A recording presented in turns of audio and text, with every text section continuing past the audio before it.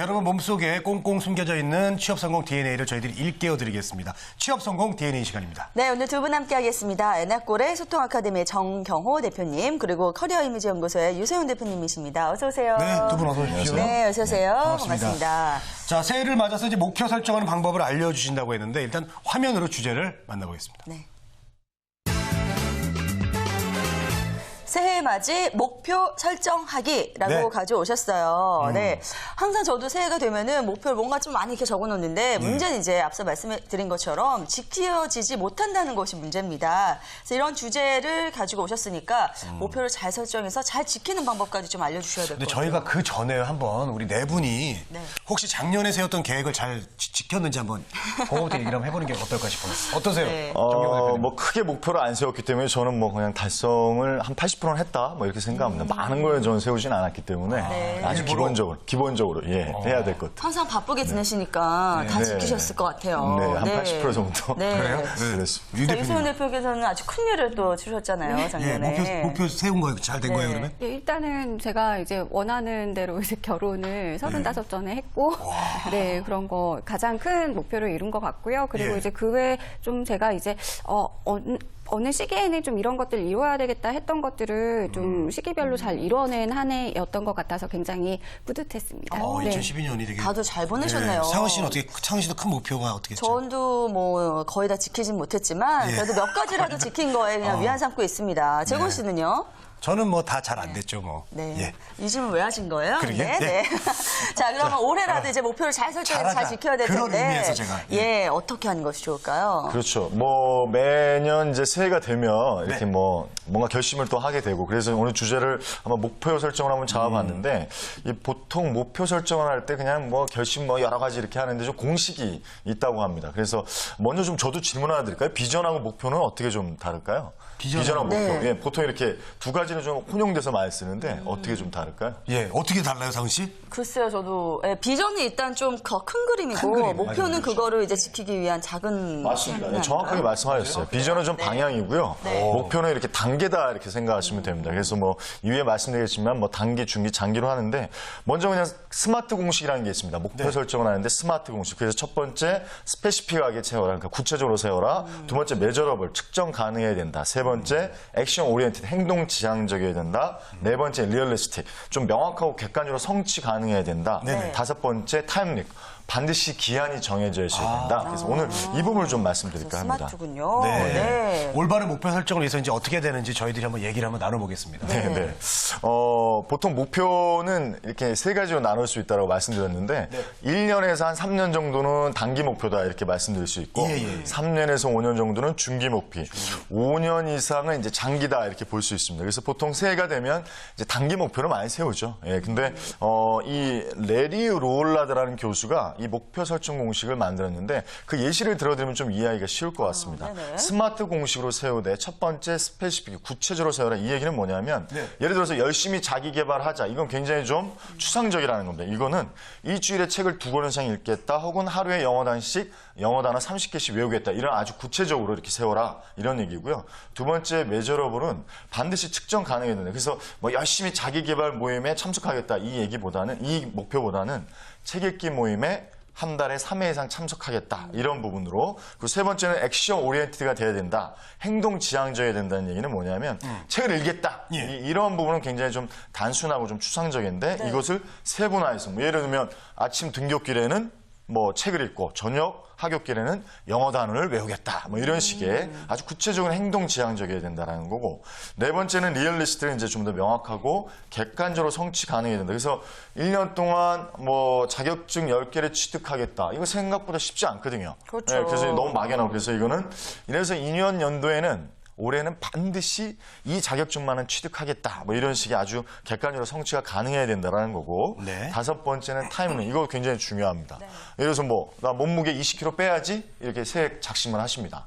근데 이게 6개월일지 1년일지 뭐 3개월일지 이걸 기한에 정해놓지 않으면 계속 늘어진다는 거예요. 그래서 뭐 예를 들어서 금융업계에 내가 입사하기 위해서 관련 자격증을 따겠다라고 한다면 이거는 이제 졸업하고 2년 이내에 원하는 금융회사를 목표로 하되 2년 내에 무슨 자격증을 따겠다 이런 식으로 아주 기한을 좀 정해놓고 그래서 이걸 스마트 공식이라고 합니다. 그래서 목표 설정을 하실 때 이 부분들을 좀 요소에 넣으시면서 구체적으로 목표 설정을 하시면 좀 달성하시기에 굉장히 용이하겠다. 그래서 저도 매년마다 이것들을 뭐 하고 있습니다. 그래서 너무 무작위하게 하기보다는 구체적으로 객관적으로 이렇게 하면 좀 더 설정하시고 실천하시는 데 굉장히 도움이 되시겠다. 이렇게 말씀 좀 드리겠습니다. 네, 맞습니다. 세부적으로 말씀해 주시니까 뭔가 막 저도 목표가 막 이루어질 것 같은 네. 그런 생각이 드는데 또 요분 또 딱 부러지는 분인데요. 우리 유소영 대표님은 어떻게 생각하십니까? 예.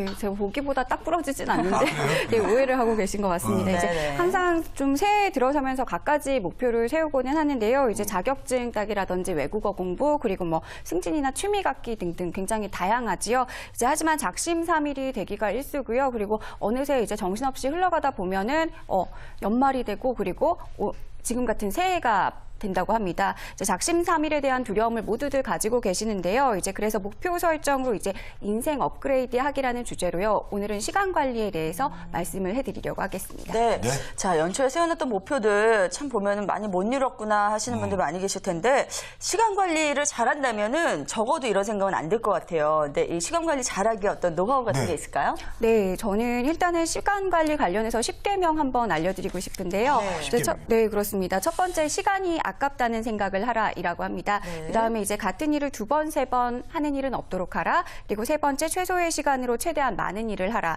그리고 네 번째, 현재 이 시간을 사랑하라입니다. 그 외에 5번째는요, 하루 24시간을 쪼개서 계획을 세우라는 것이고요. 네네. 그리고 일은 단순화, 조직화, 그리고 프로화하라입니다. 그리고 시간을 조절할 수 있는 여유를 가져라. 가장 효율적으로 일할 수 있는 방법을 생각하고 실천을 하라. 나의 1시간은 남의 하루보다 소중하다라고 생각을 하라. 저녁에 하루의 생활 중에 낭비한 시간이 있었는지 생각을 해보라 등이 있었습니다. 네. 이제 이 10가지 내용 같은 경우에 조금 시간 관리가 그동안 어려웠다라고 생각되시는 분들이 있다면요, 한 번쯤 되돌아보시면 굉장히 도움이 될 것 같습니다. 네, 알겠습니다.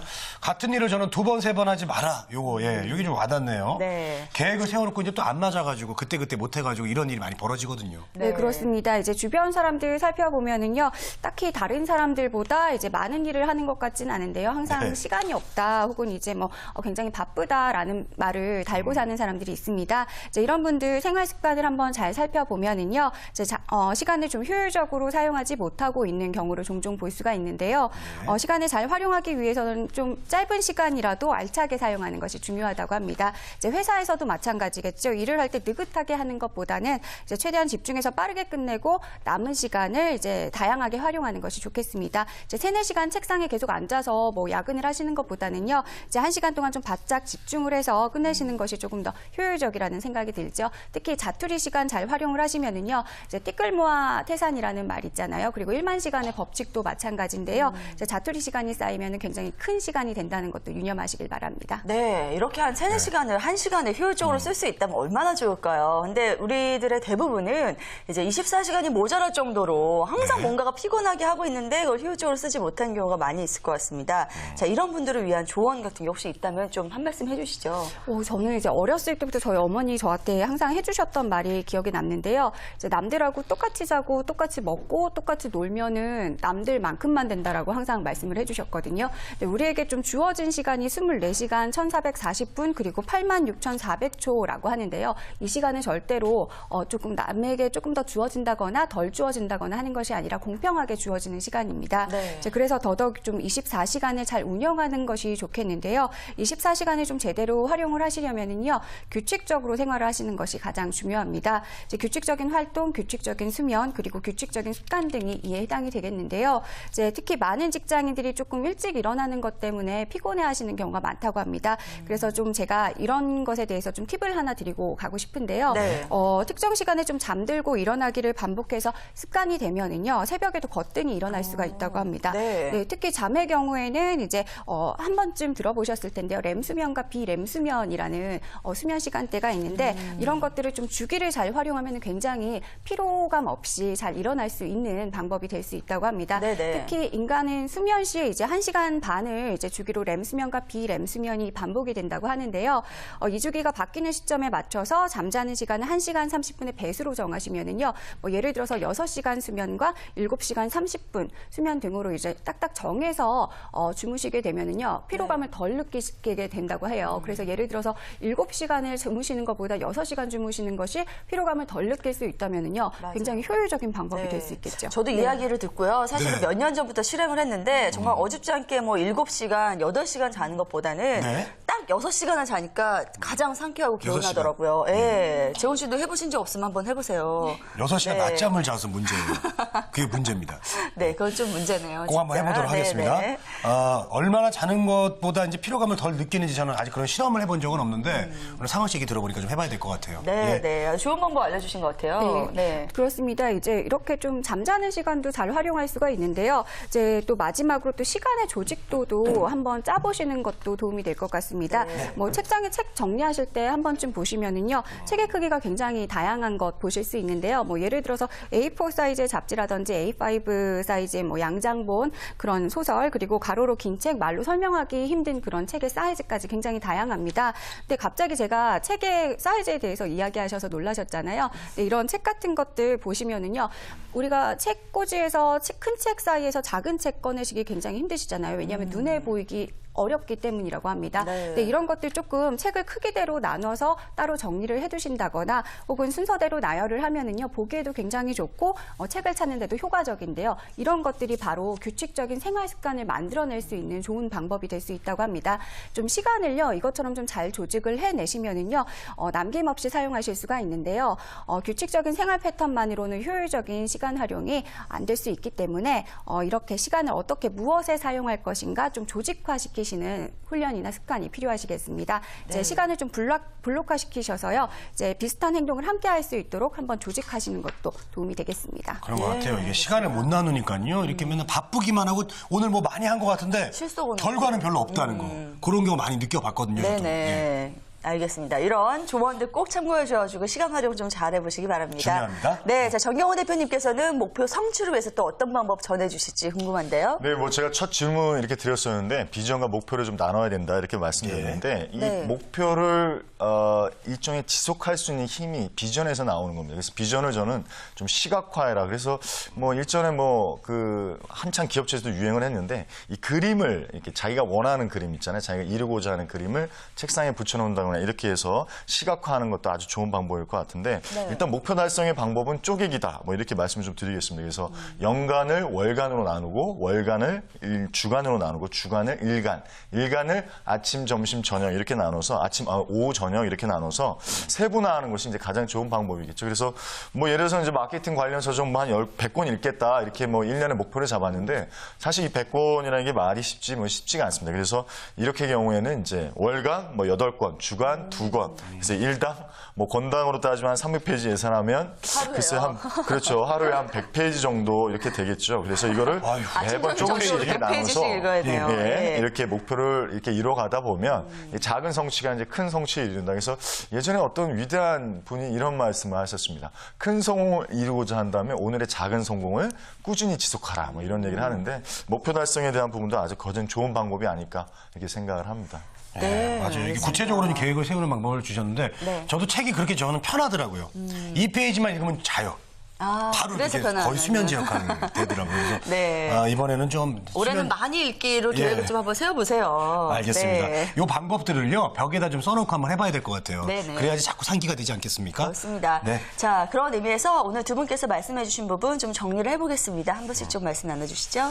네, 저는 이렇게 좀 말씀드릴게요. 그 용기에는 3가지 용기가 있다 이렇게 말씀 좀 드리겠습니다. 첫 번째 용기는 뭔가 멈추는 거죠. 두 번째는 뭔가 시작하는 용기입니다. 이렇게 해서 요즘 뭐 헬스클럽이 난리가 났다고 합니다. 뭐 아주 그냥 네. 뭐 1일차 되면서 막 사람들이 몰려나오기 시작하는데 제일 중요한 용기는 이제 멈추지 않는 용기다. 뭐 이런 얘기를 합니다. 그래서 마하트마 간디는 이런 얘기를 했대요. 생이 그대를 저버릴지라도 멈추지 마라. 그래서 저도 지금까지 이렇게 살아오면서 오래 살지는 않았지만 제일 힘든 것이 어떤 목표를 세우는 것보다 더 중요한 건 그것을 이루고자 하는 의지에 대한 지속함이 아닐까 이렇게 생각을 합니다. 그래서 멈추지 않는 용기에 대한 부분을 한번 되새겨 보셔서 끝까지 목표하신 바를 끝까지 이루어 이끌어내시는 올 한 해가 되시기를 바라겠습니다. 네, 알겠습니다. 자, 유세훈 대표님은요? 네, 저는 이제 파울로 코엘료의 소설을 굉장히 좋아하는데요. 얼마 전에 그분이 이제 이런 인용을 하셨더라고요. 이제 당신이 항상 가지고 있을 것이라고 생각을 했던 시간이 내일이 어느 순간 눈을 뜨면은 가지지 못하게 되는 시간이 될 수도 있다라는 표현이 있었습니다.